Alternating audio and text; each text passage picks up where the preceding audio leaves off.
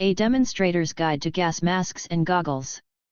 Everything you need to know to protect your eyes and lungs from gas and projectiles.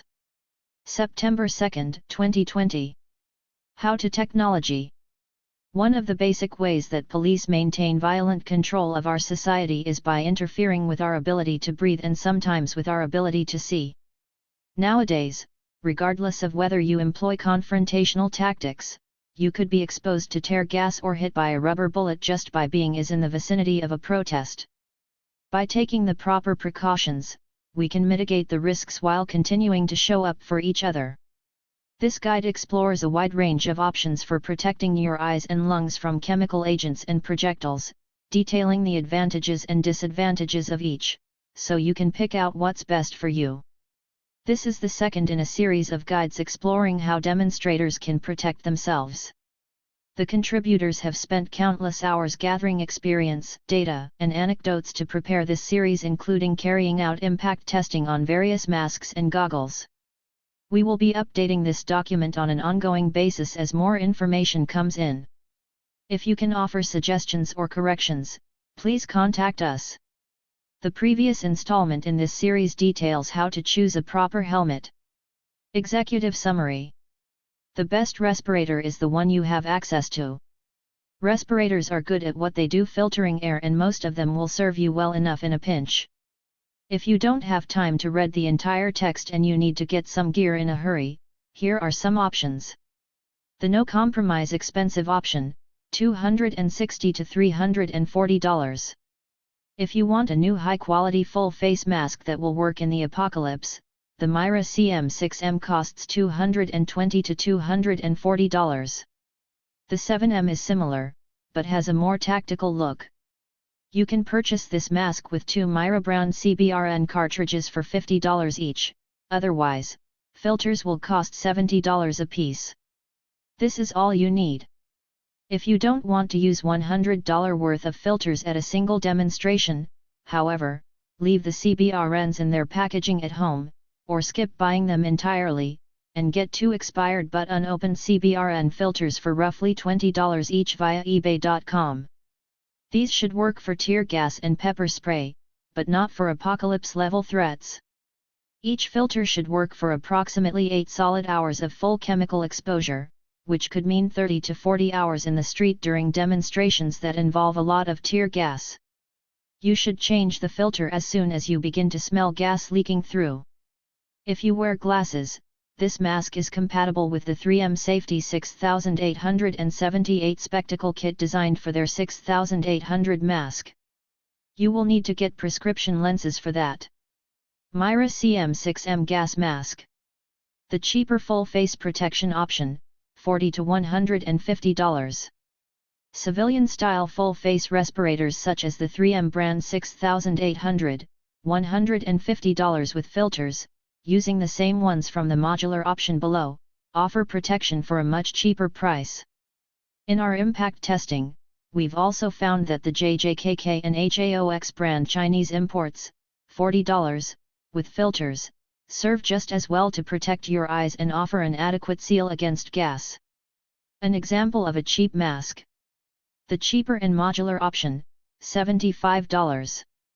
If you want an affordable option that offers the best combination of ballistic resistance and chemical weapons protection, get a 3M half-mask respirator from the 6000 series for $25. The 6100 is the small, the 6200 is the medium, and the 6300 is the large. Attach a pair of 60,926 cartridges, $35 for the pair. If the mask comes with 60,921 or 60,923 cartridges, you don't need the 60,926 cartridges. In addition, get a pair of Pyramex V2G Plus goggles for $15 and seal the vents on them with hot glue. If you wear glasses, get the RX insert and prescription lenses.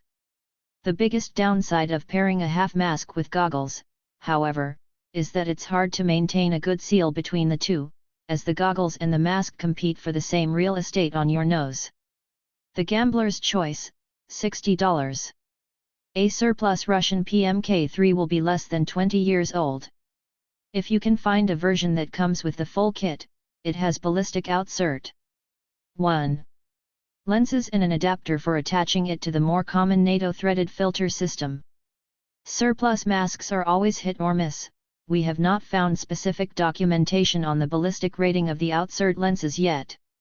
If you want to double down on your gambling, a Russian PMK2 can be as cheap as $25, though it could be 30 years old.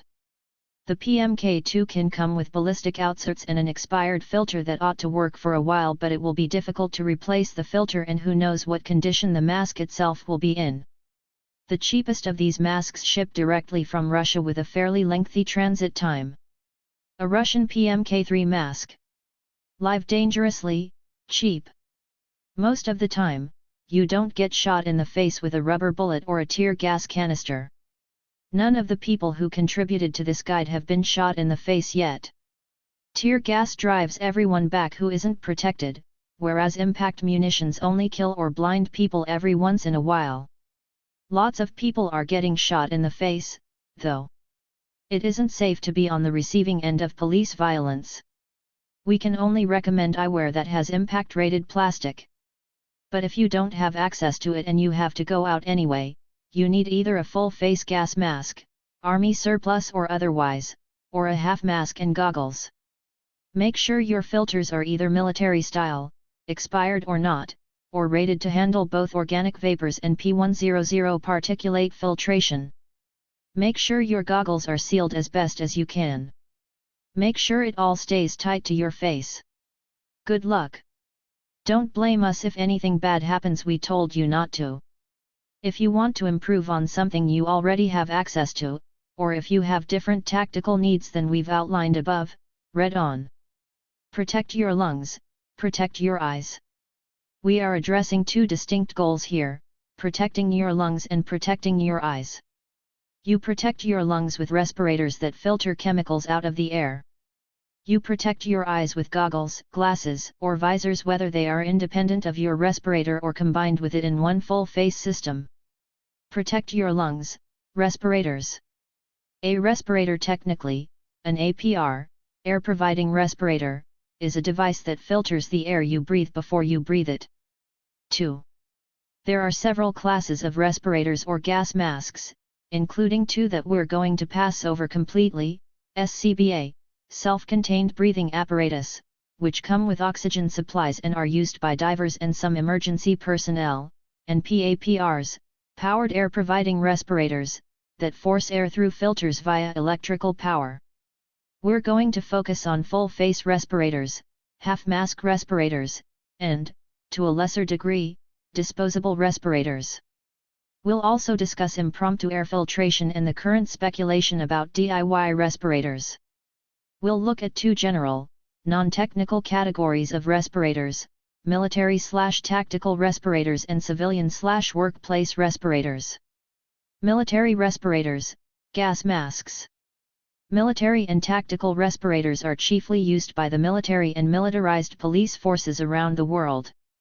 These are all full-face respirators, what you picture when you hear the term gas mask. Almost all of them use the same kind of filter, a threaded 40 mm filter that is NATO standard, sometimes referred to as a STANAG filter. Current issue US military, and presumably law enforcement, masks use a proprietary bayonet mount. 3. Instead, that is self-sealing, making it easier to change filters in the field. These gas masks are often rated for a full range of threats, from chemical weapons to nuclear fallout. Newer military models often include features such as speech diaphragms that make it easier to talk, multiple ports for filters that allow maximum airflow and enable you to swap out filters without removing the mask, and water systems that can be hooked up to a canteen or water bladder. Most models in use, currently or previously, by armed forces can accept ballistic lens or visor outserts that clip onto the outside of the lens or visor. You're going to want these if they are available for your mask. Military gas masks can be purchased for quite a lot of money new, or outrageously cheap on the surplus market. New military or tactical masks start at $200 plus and most are in the $500 range. Some worthwhile surplus ones can be found for $30 to $100. The surplus market for gas masks is notoriously hit or miss, and things are often mislabeled. Some, such as some of the old Russian gas masks, can be dangerous. Some use glass eyepieces instead of impact-resistant plastic, while others might come with expired cartridges that contain asbestos. 4. Below, we will list some common surplus models and discuss whether they meet the needs of modern demonstrators. Yellowed lenses can be fixed, but decayed rubber seals cannot. Older plastic lenses are substantially less impact-resistant. In our impact testing, we shattered the lenses of an Israeli gas mask with nothing more than a BB. Surplus masks can range from $30 to $500 depending on the rarity or usefulness of the mask. Good enough masks, minus ballistic rating, seem to be consistently available for $80 to $120. 40 mm filters. Civilian respirators. Civilian/workplace respirators come in both half-mask and full-face styles. They are manufactured by a number of companies, many of which use their own proprietary filter attachment systems. We will be focusing on the masks made by 3M because they are the most plentiful and because some other companies employ their bayonet-style mounting system for filters, which they call cartridges. If you already have a mask with a proprietary filter system, such as the ones made by Honeywell or MSA, make sure your filters are rated to OV and P100 protection. Some of the low-priced Chinese models flooding the US market in response to COVID-19 seem to have their own filter systems, while the ones we've tested use 3M's bayonet system. These cheaper masks could enable you to save money, especially if you are buying them in bulk. If you are using a mask with a proprietary system, read on to the filter section to identify which filters will work for you. The half-face COVID-19 masks that are made of cloth but include exhale valves and replaceable carbon filters are unlikely to be much use against chemical weapons.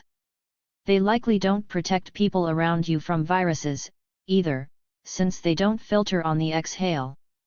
We have not been able to find any civilian-style full-face respirators with visors that meet ballistic impact standards, discussed below in the Protect Your Eyes section, but the 3M models and some others are rated for general impact resistance and seem to use the same plastic as ballistic-rated masks do, based on our initial impact weapons testing.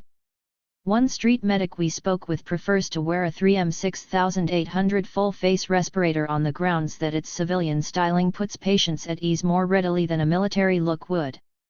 Full-face civilian respirators range around $60 to $70 for generic imports and up to $150 to $200 for name-brand items. Half masks are substantially cheaper, as little as $8 for generics and $30 for a name brand. 3M manufactures 3 different models of both half-mask and full-face respirators. Any of them are adequate to our purposes, though some people we've talked to find a better seal with the slightly more advanced silicone face masks. It's probable that the 7500 series are the best half-mask respirators for our purposes, and the FF400 series is the best civilian full-face respirator for our purposes. The FF400 series comes equipped with a speaking diaphragm, so your voice will be less muffled. Each of the 3M models comes in 3 sizes, but medium will fit 80 to 90% of people and the sizes overlap with each other. To some degree, sizing is more important for comfort than efficacy. For $15, you can buy an adapter to shift from 40 mm threaded filters to bayonet filters or vice versa, so don't limit your choice of masks based on what filters are available alone. The 3M Ultimate FX Full Face Piece Reusable Respirator FF402. Appendix: 3M Respirators A Taxonomy. Half-mask models. 6000 Series Basic. 6100, Small. 6200, Medium. 6300, Large. 6500 Series Silicone Rubber. 6501, Small. 6502, Medium. 6503, Large. 7500 Series Silicone Rubber and better breathability. 7501, Small. 7502, Medium. 7503, large. Full face models. 6000 series basic. 6700, small. 6800, medium. 6900, large. FF400 series more advanced. FF401, small. FF402, medium. FF403, large. 7000 series substantially more expensive. 7800SS, small. 7800SM, medium. 7800SL, large.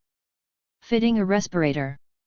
Whether you are wearing a half mask or full face respirator, it is important to check the fit every time you put it on. To do this, start by blocking the cartridges with your hands and breathing in.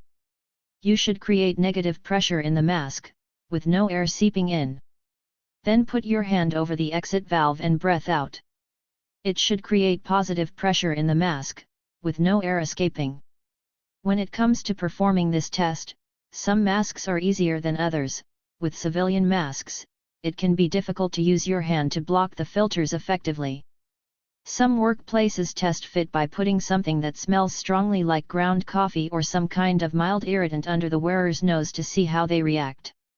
Respirators are not designed to fit over beards, though people with beards have learned that if you coat your beard and the rubber seal with an awful lot of Vaseline, it will form a seal. This seal is hardly permanent, and it appears that CS powder is fat-soluble, so it might mix painfully with Vaseline the way it does with skin moisturizers and makeup. A doctor we consulted argued that a chemical burn at your beard is probably better than getting chemicals in your eyes. Regardless, shaving your beard is the safest option. Even a few days of stubble might be a problem, necessitating Vaseline or shaving. We spoke with one person who does not want to shave their beard. They simply accept that the air will be a little bit spicy and still find their mask to be very useful even without a proper seal. We cannot recommend this, but it may be relevant to your own cost-benefit analysis. It is difficult to source gas masks for children. They exist, but they are not produced in the same quantity. Myra, the only supplier we were able to find that stocks them, was sold out at the time of writing. Sometimes you can find Israeli surplus masks for children, as well. Myra also makes a gas mask carrying bag that enables the user to safely transport infants or pets. The biggest disadvantage to pairing a half-mask respirator with goggles is that it becomes hard to get a proper seal on both at the same time. This is especially true with larger masks and larger goggles. The second biggest disadvantage is that it doesn't protect all the skin of your face from chemicals, and chemical weapons burn on your skin as well as in your eyes or lungs. Filters. You need to make sure your filter is rated for both oil-based particulate matter, P100 filtration, and organic vapor.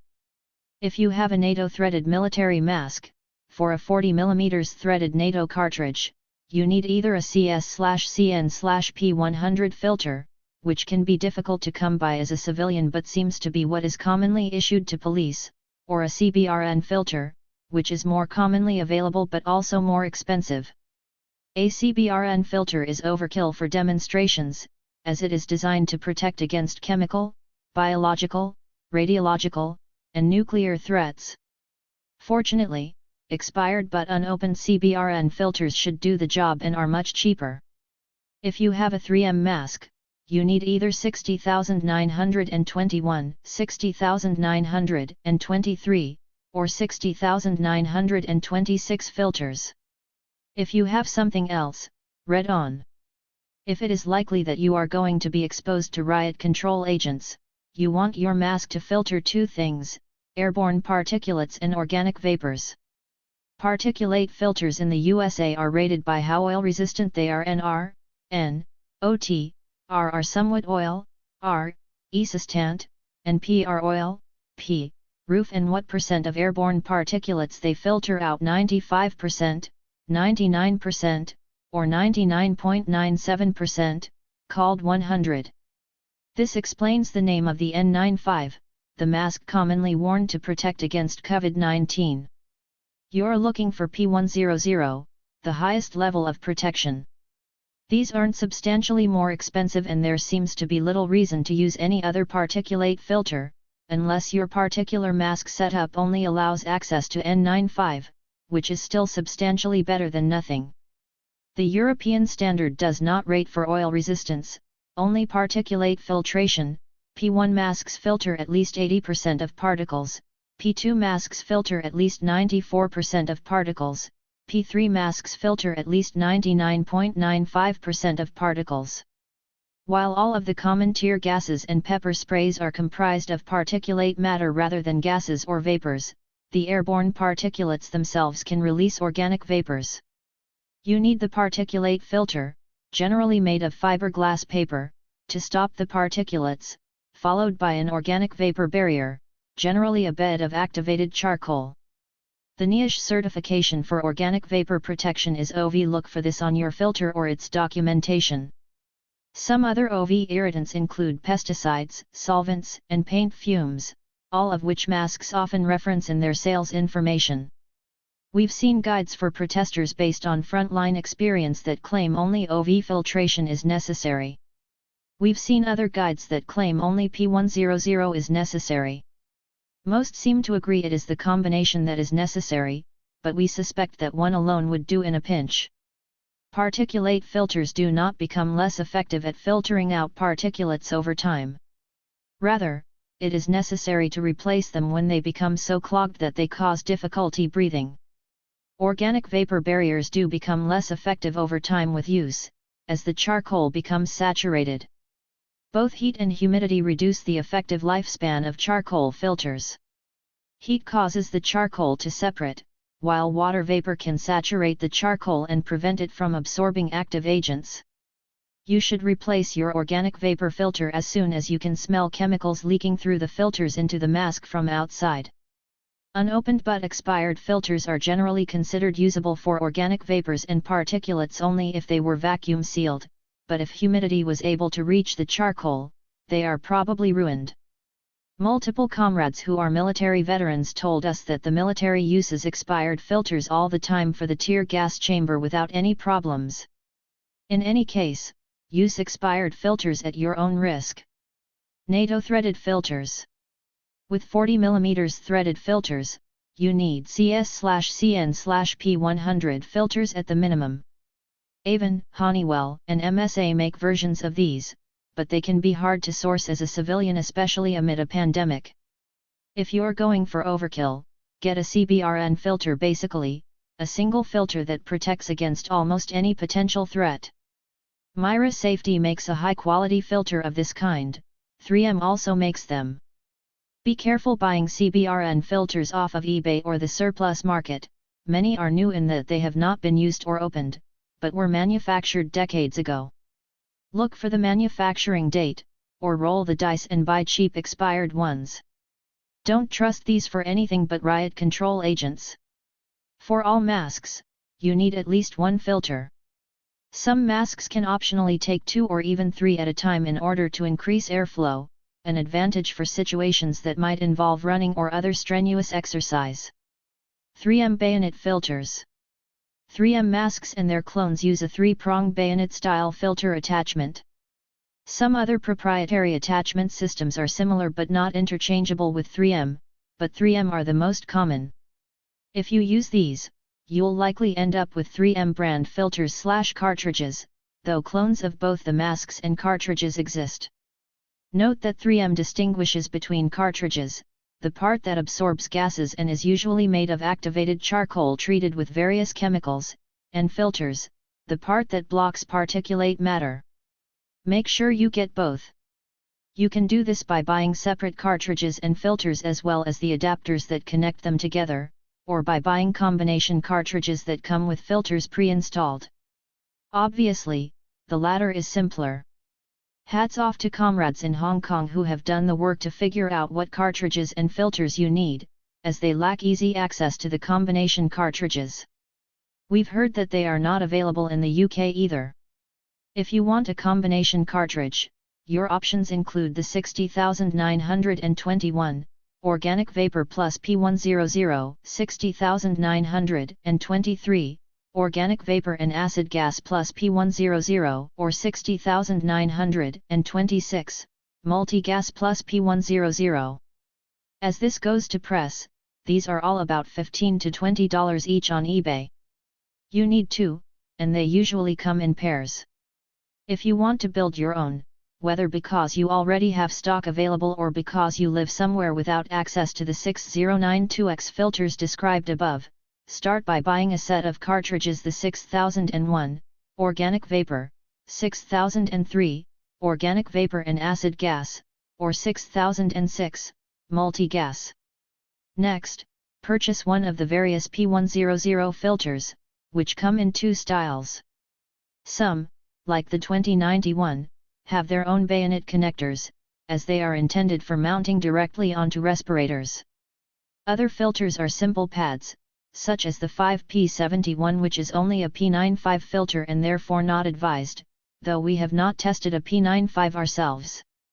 If you choose a bayonet connecting filter, you need a 502, which is an adapter that snaps onto the cartridge and provides a bayonet mount. If you choose a pad filter, you need a 501, which is an adapter that snaps onto the cartridge and holds the filter directly. Two 3M half-mask respirators showing several filter setups. Left to right, a P100 filter attached to an OV cartridge with a 502 adapter, an N95 filter attached to an OV cartridge with a 501 adapter, a blank bayonet attachment point, a P100 filter attached directly to the mask. Missing, an all-in-one cartridge, often identifiable by a bright pink outside shell. 3M marks their P100 cartridges by making them neon pink. Some people have expressed concern about this making the user identifiable, as it violates the all-black black block aesthetic, although if enough people are using pink filters, it will be somewhat less of a problem. Replacing filters. Studies have shown that under stress, even trained soldiers struggle to replace filters while holding their breath. The current U.S. military model mask, the Avon M50, has self-sealing bayonet-mounted filters that enable the operator to change one filter at a time while continuing to breathe through the other. Most masks you have access to will not have this feature. To change filters, you'll probably have to hold your breath or exit the impacted area. A comrade in Portland reported that they prefer the 3M cartridges with separate particulate filters, 6001 cartridges with attachable P100 filters, because the P100 filters can be swapped out without taking the mask off, relying briefly on the cartridge alone for filtration. Another comrade says that they have been using the same gas mask cartridge, a military-style 40mm one, since 2011 and have never tasted spicy air through it. This supports the theory that most of the important filtration is being done by the particulate filter, which is never used up, only clogged. Others, in Portland, report that their filters are lasting about 30 to 40 hours each. Some surplus masks employ cheek filters located inside the mask. Changing these filters is a laborious process, and some YouTubers have found it's easy to rip the rubber of the mask while doing so if the mask is old.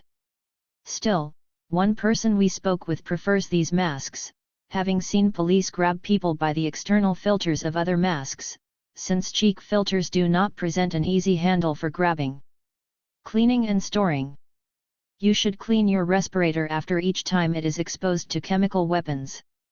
3M sells a product for this, 504 respirator cleaning wipes. These are affordable, but likely unnecessary. What they contain is a trade secret.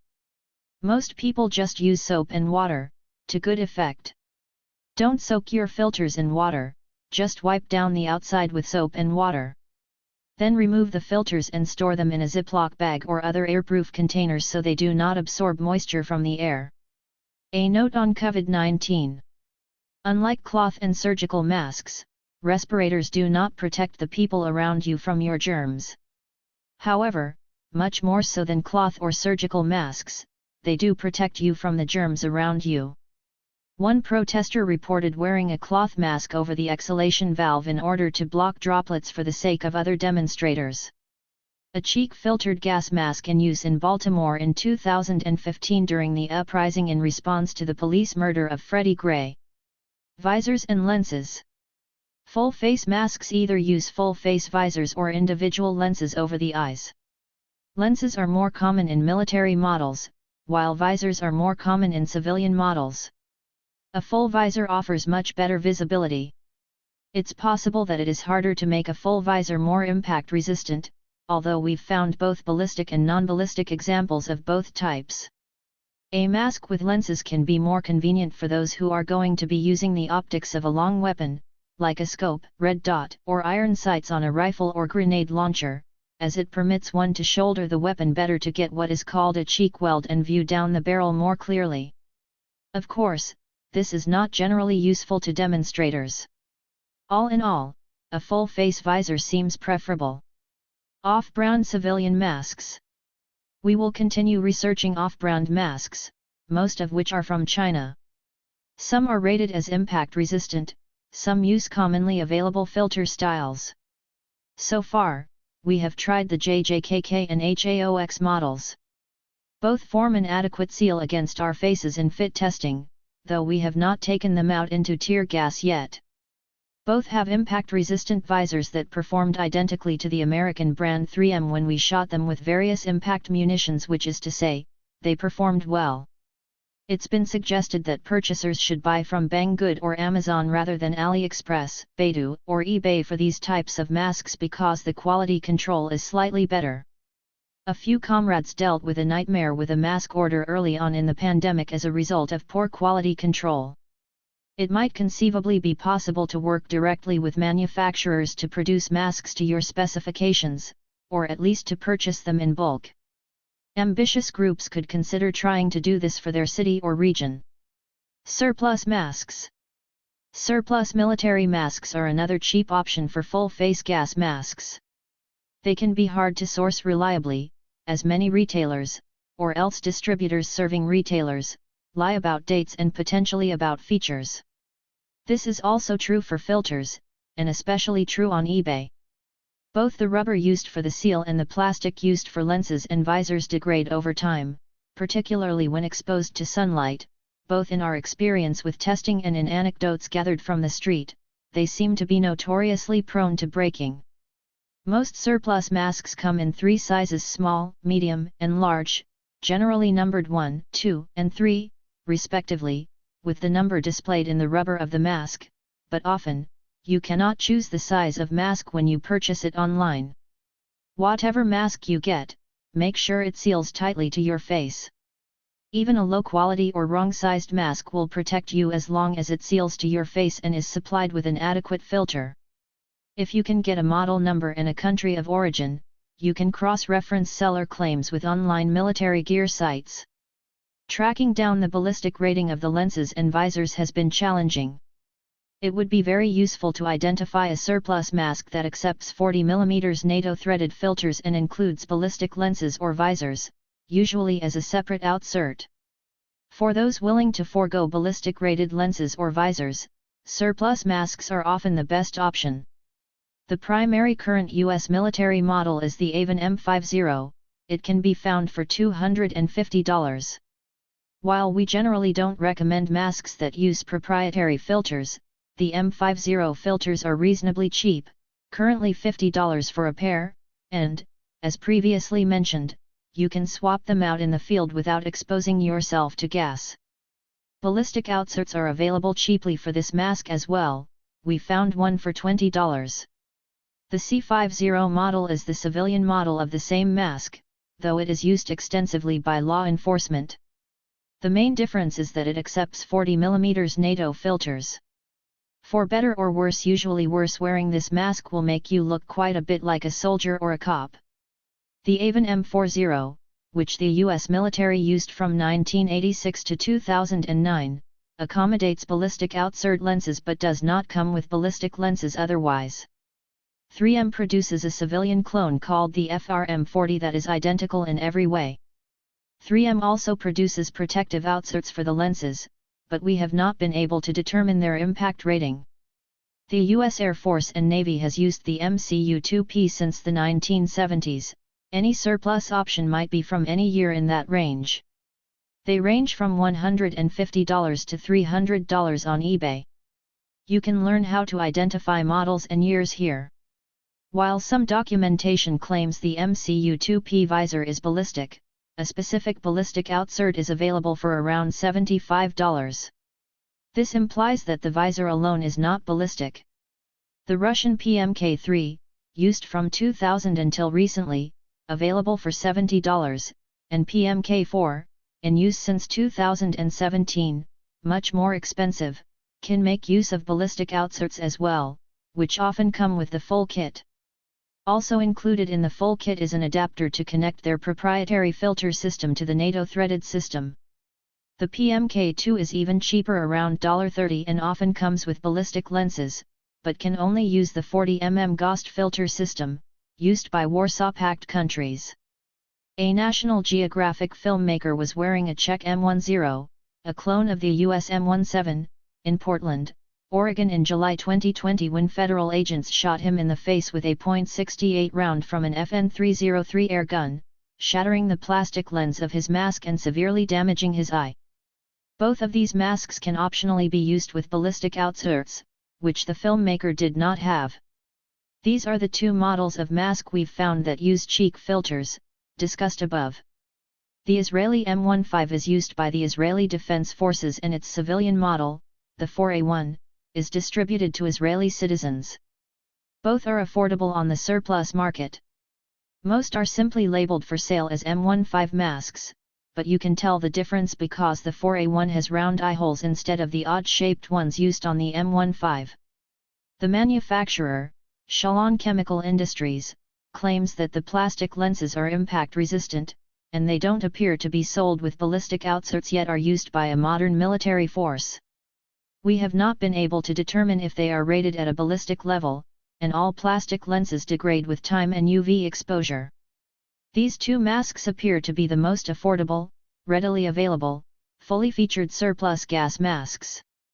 The 4A1 is the only mask we have impact tested so far, and the lenses shattered easily upon light impact, but we are not sure the age of the mask, as we bought it surplus. We carried out impact testing on this Israeli 4A1 with dismaying results. What the police use? Police use a mix and match array of gear because they source it from military surplus and various funding agencies. As far as we can tell, the two most common masks are the Avon C50, though it's possible that the federal police are using the M50 military version instead, and the MSA Advantage 1000, or its military-grade equivalent, the MSA Millennium. The C50s are often seen equipped with the Avon Mask Comms unit, which gives them their distinctive mouthpiece. Witnesses have reported seeing police in Portland wearing Honeywell North full-face respirators, presumably the 7600 series. Impromptu masks. A bandana, ideally wet, will filter out enough tear gear to get you out of a situation. This is better than nothing. Some sources say that because CS adheres to water, a wet bandana will only make it worse, but others, including people who have actually been exposed to the stuff, say that the wet bandana diminishes the number of particulates that can reach your airways. It's possible that a wet bandana will become saturated sooner, but it will be saturated with all the stuff that would otherwise have been in your lungs, and that's a good thing. For decades, protesters have argued about whether the wet bandana should be soaked in vinegar, lemon juice, or some other acidic solution. This has not been studied in a laboratory, and the mechanism by which it would work is not clear. However, people have been doing this for a long time, and those who practice it report noticing a difference. A 2009 Pentagon-funded report did mention that a bandana soaked in lemon juice could mitigate the effects of tear gas. Comrades in Portland report that some people are using the larger sneeze guard-style face masks common in COVID-19 protection and pulling their hoods up, probably with the drawstrings brought in tight around the face. Of course, this is not a perfect seal. One user reported that it delayed the effects of tear gas until after many unmasked people had been compelled to leave the area, that it made it difficult to talk with people, and that the face mask was too large to easily conceal on the way to and from the demonstration. Do-it-yourself masks. It's possible to make DIY gas masks. While we have not tested them ourselves, YouTubers have, and report some success. The idea is to fashion DIY filters out of activated charcoal, to filter organic vapors, and cotton, to filter particulates. These can be attached to anything from repurposed 2-liter bottles to SCBA masks. If anyone has experience testing these, please let us know. Of course, a poorly made mask might be worse than useless. An improvised mask. A final note on masks.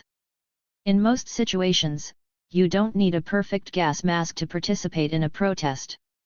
Even if you are gassed, often all you need is something that can protect you long enough for you to get to the gas canister and deactivate it or throw it back. You don't need to have all the right gear to go out and try to change the world. To put it differently, changing the world is never going to be completely safe. No mask will make it safe. Wearing a respirator can be uncomfortable, particularly in the heat, as sweat rolls down your face and the mask digs into your nose. Tight straps can give you a headache. Some masks limit your vision or your ability to communicate. Respirators make you more identifiable. Even if everyone is wearing a mask, they might not be wearing the same kind of mask you are. But the long-term effects of tear gas can be significant, so it's important to be protected. We don't need more martyrs, we need more people who can continue to live and fight. In some places and times, the police use a lot of tear gas and other chemical weapons. In other places and times, they use kettling tactics or impact munitions. As with all decisions about what you need to be safe and effective, consider the specifics of your terrain. It may be necessary to protect your eyes against projectiles as well as gas. Protecting your eyes. It's also important to protect our eyes both from chemical weapons and from impact munitions. This generally involves an impact-rated full-face respirator or a pair of goggles paired with a half-mask respirator. The goggles should be rated for ballistic impact, or at least impact-resistant, fully sealed, without open cell foam, and anti-fog. Unfortunately, all three of these aspects work against each other. It is rare to find goggles that meet all of these requirements at once. In some cases, you might have to seal up the vents on your goggles yourself. We've heard a few other suggestions worth considering, such as wearing a ballistic-rated visor attached to a tactical helmet over regular, non-ballistic sealed goggles. Demonstrators have sometimes worn masks from baseball and other sports, but many of the projectiles police use can fit through the wide grating such masks employ. For those who wear glasses. If you wear corrective lenses, do not wear contacts into a situation in which you might be exposed to chemical weapons. Wear glasses. Some who prefer to wear corrective lenses but don't absolutely need them have found it simplest to take their glasses off when it's time to put on their ballistic and or chemical-proof goggles. Others don't have that choice. There are options available for those who wear glasses, though this consideration does limit your choices and increase the cost of eye protection. There are OTG, over-the-glasses, goggles, but we have yet to find a pair that seals adequately. Most use foam sealing, which is not airtight. Some comrades we've heard from just accept that their goggles will not be perfectly tight. Most prescription goggles, including those made by Sports RX, are not ballistic rated. We've found only one model of ballistic prescription goggle, the Wiley XSG1. It's unclear how much of a seal they establish around the eyes, however, and they are nearly $300 a pair. There are probably better options. Many cheaper ballistic glasses, including the Pyramex V2G, can be outfitted with prescription inserts. The V2G, like almost every pair of ballistic goggles we've found, are not sealed against chemical weapons, but that can likely be addressed with tape or glue, as we discuss below. Most full-face respirators can be outfitted with prescription inserts as well. Protesters have been creating their own glasses inserts in gas masks, often using tape or suction cups. One veteran told us that when he was in the Army, when he distributed gas masks to civilians in the countries that the Army was occupying, his unit told those who wore glasses to cut the stems of the glasses off just long enough to fit inside the rubber gasket of the mask, or goggles, and then glue them into place. Hot glue might work. We'll experiment and edit this text with our findings. Another style of universal prescription insert is a glasses frame with the stems bent down to fit inside the seal of the gas mask. Prescription inserts can be filled by taking them to an optometrist or by mailing them to some places online. Pyramex V2G Plus Goggles. Sealed eyewear. Goggles come in three major classes: fully vented, indirectly vented, and non-vented, sometimes called sealed. Fully vented goggles offer the best protection from fog. They are used for a lot of sports. For most purposes, indirectly vented goggles offer the best of both worlds. The vents allow enough air in to keep the goggles from fogging, yet the vents are inaccessible enough that they are reasonably safe from chemical splashes and things like sawdust. Unfortunately, they let in tear gas, so they're not ideal for protests. You want fully sealed goggles. Sealed goggles rely solely on chemical treatments and the thermoconductive properties of the lenses to fight fog, which are not always sufficient. Be careful, sometimes goggles are listed as sealed yet use an open cell foam for their seal, with the idea that the foam itself vents air to the inside. Open-celled foam is a bad idea for situations involving police repression because it absorbs chemicals. The other two means by which goggles form a seal against your face are rubber and close-celled foam. We have not tested the practical difference between those two methods. Our speculation is that rubber seals, like the seals on gas masks, offer better protection against chemical weapons and would get less contaminated, while closed-cell foam might protect against the problem of suction.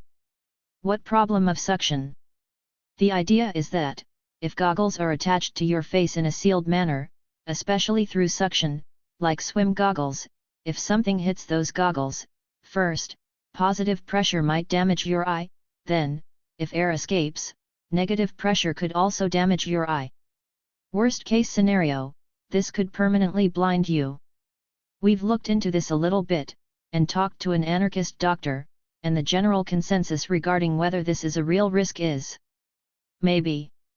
Some studies have shown swim goggles causing bruising and some eye damage, and it seems likely, though we have not confirmed this, that this explains why swim goggles are not permitted in full-contact water sports like water polo. It's also possible this is why we've had such a hard time finding fully sealed ballistic goggles available for sale. Of course, as the aforementioned doctor pointed out, if you get shot in the eye with a projectile, it's better to have the problem of suction than the problem of the projectile hitting your eye. Also, we have yet to find any evidence of ballistic impact causing problems with suction. We speculate that some do-it-yourself methods of sealing vented goggles could mitigate the dangers of suction, as the DIY sealing would likely fail upon impact, normalizing the air pressure. If this is true, DIY sealed goggles could be safer than fully sealed goggles. Protesters have been employing at least two strategies to seal the vents on vented goggles: hot glue and duct tape, ideally applied to both the inside and outside of the vents. Hot glue is far preferable, as most tape loses adhesiveness as it gets wet. Fabric-based tapes do not seem to provide enough of a seal, while plastic-backed tapes trap moisture, which loosens the glue, causing it to fall off. Use tape only in an emergency. Even hot glue can sometimes work itself loose. We haven't tested other glues or epoxies. There are likely additional methods besides hot glue and tape. Goggles sealed with hot glue. Ballistics. Unfortunately, in addition to spraying us with chemicals, the police also shoot impact munitions at us. While every impact munition in production is specifically designated not to be shot at anyone's face, police officers routinely shoot them at our faces. Police have inflicted severe eye injuries on dozens of people in the US in 2020 alone, and many of the victims have permanently lost their vision. Some of them were wearing safety glasses when they were hit, too. It's probably safest to find eye protection that is rated to offer ballistic protection, rather than simply the impact resistance designed to mitigate workplace hazards. While this limits your selection of available glasses, goggles, and gas masks, ballistic lensed eyewear can still be found cheap if you know where to look. Admittedly, in our experience testing different styles of goggles against various impacts, we have yet to find any noticeable difference between the performance of those that are rated only to the Civilian Impact Resistance Rating, ANSI 87.1+, and those that are rated against the higher standard mil-spec, PRF 31013. We also obtained the same results testing one pair that was unrated but was advertised as shatterproof. While our experiments are ongoing, our current hypothesis that most shatterproof, impact-resistant, and ballistic plastic lenses are constructed in the same way. Still, the higher testing standard also tests whether the entire goggle stays together during impact, even if it breaks. In any case, some level of impact resistance is vital. Anecdotally, we spoke with a protester in Puerto Rico whose eye was saved when a large splinter of wood embedded itself in their ballistic goggles after police munitions shattered a nearby tree. While ballistic goggles are not rated to take direct fire from firearms and we cannot promise that they will protect you from every possible impact munition, their rating exceeds the force projected by pepper balls or even baton rounds. On YouTube, you can see people shoot ballistic goggles with bird shot from a shotgun without breaking the goggles. We tested unrated lab safety goggles for comparison. They shattered dangerously at impacts that didn't even dent shatterproof lenses. Regular lab goggles shattered when shot with a BB. Some people have been using clear tape to reinforce their goggles and gas masks, hoping that if a munition breaks the plastic, the tape might keep the pieces from splintering dangerously, a premise based on the way automobile glass breaks.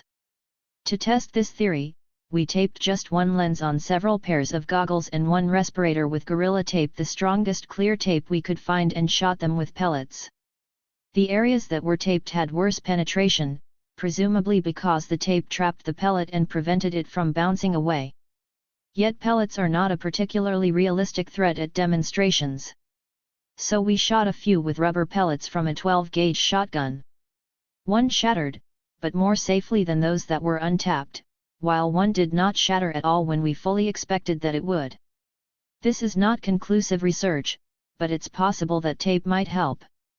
Ballistic rated goggles. The side on the wearer's left was laminated in Gorilla Tape. ANSI rated goggles after impact testing. The side on the wearer's left was laminated in Gorilla Tape. Impact standards. The plastic, usually polycarbonate, lenses of respirators, goggles, and glasses are rated to various standards of impact resistance. In the US, civilian goggles can be rated to the ANSI 87.1+ standard, while military and tactical gear is rated to MIL PRF 31013 or another MIL ballistic standard, in Europe, EN 168A, or, slightly less great, EN 168B. Presumably, there are comparable standards in other parts of the world. Impact standards are generally established by shooting a small steel BB at the glasses, goggles, protective visor, or gas mask at various rates of speed. To qualify for the standard, the lenses must not break or detach from the frame. Most ballistic ratings require the lens to survive projectiles striking at a velocity of at least 500 feet per second, FPS. The main impact-resistant standard, ANSI 87.1+, is only 150 FPS. We shot goggles at 630 and 840 FPS and found no difference between the two standards. Some manufacturers brag about the standards they meet on their sales pages, but failing that, it can be a lot of work to work out what gear is rated for ballistic impact, especially regarding older equipment like surplus masks. Fortunately, ANSI rated gear has Z87.1+ stamped somewhere onto the frame. We cannot say for certain which standards are necessary to protect against which particular threats, because these standards were designed with workplace hazards, in civilian models, and shrapnel, in military models, in mind, not impact munitions. We spoke with engineers who suggested that testing is more important than the application of abstract math, since the angle of impact, distance, wear and tear on the plastic, and shape of the visor are all significant factors in determining what will and won't break a specific piece of plastic.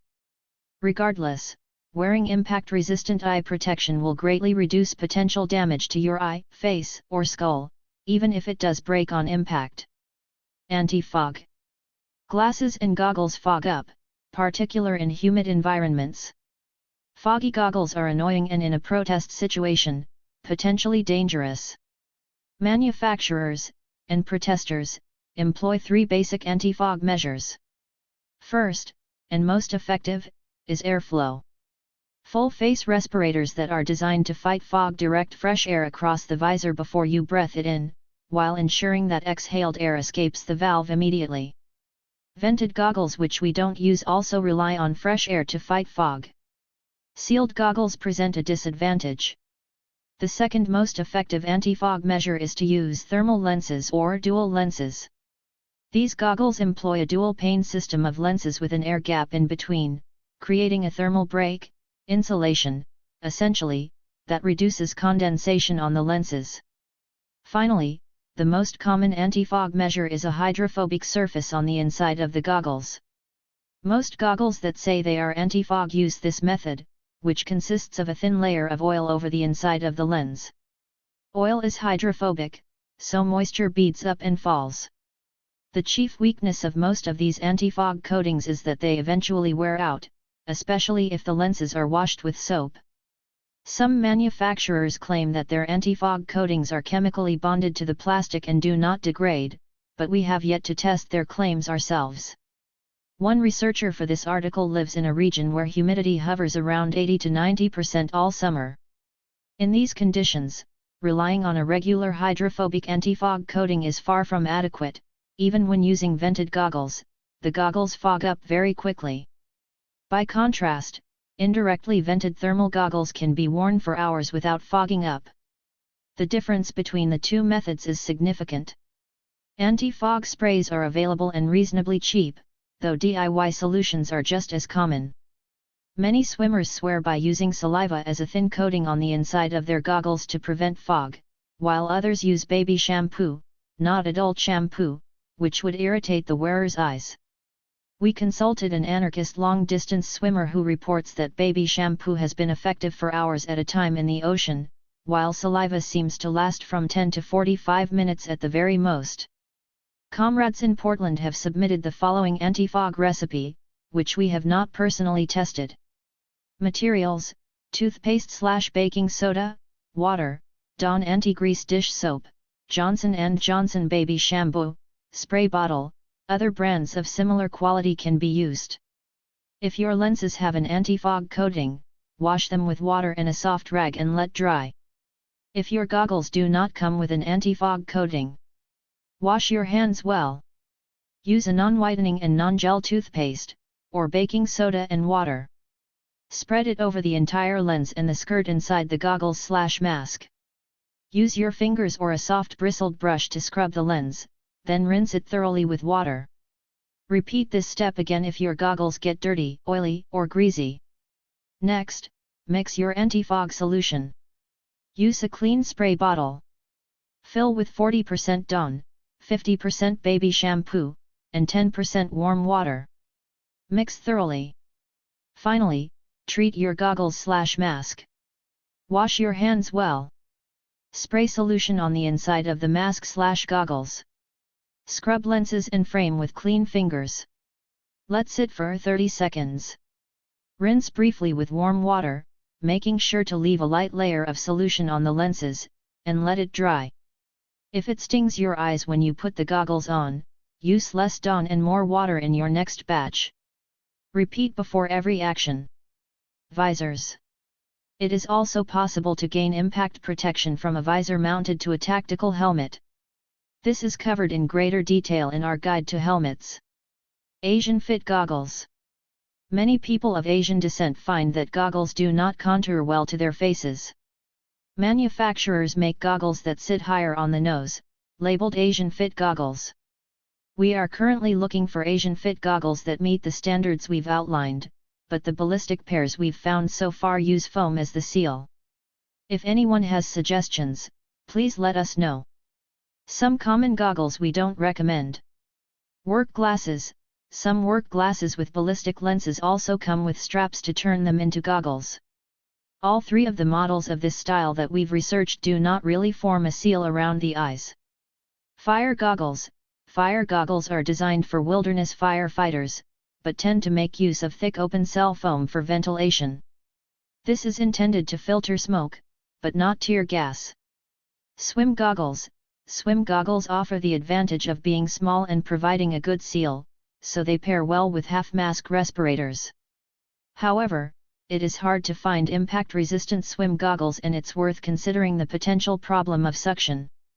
Ski goggles. Most ski goggles use open-cell foam, rather than rubber, to form a seal. As mentioned above, open-cell foam can absorb chemicals. Some specific goggles you could try. None of the authors have tested the following goggles against tear gas or police munitions, though at least one of us has handled and worn each type. These recommendations are based on a mixture of research and conversation. Our number one recommendation so far is the Pyramex V2G+. These are less than $20, ballistic rated, and use dual-lens thermal anti-fogging, one of the more reliable anti-fogging measures.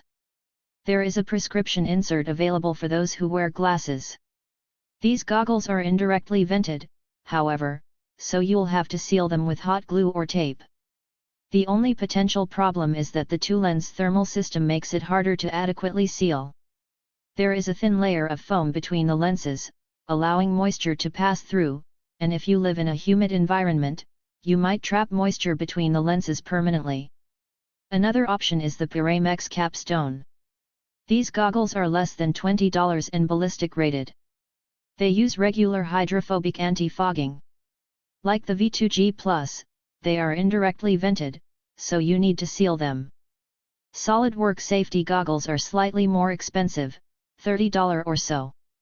They use a large rubber seal and seem more capable of sealing securely to your face. These are also indirectly vented, so you will need to seal them. There are many more goggles that can work, and something is almost always better than nothing. Workarounds. One person we spoke with wears swim goggles under vented ballistic goggles.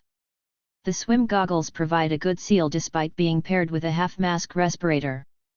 This approach could also work for those who own prescription swim goggles or are willing to buy a pair. It's more to carry, it's presumably uncomfortable, and we have not yet received word from this person as to how it has served in the thick of chemical weapons. If anyone else has experience with this method, please let us know.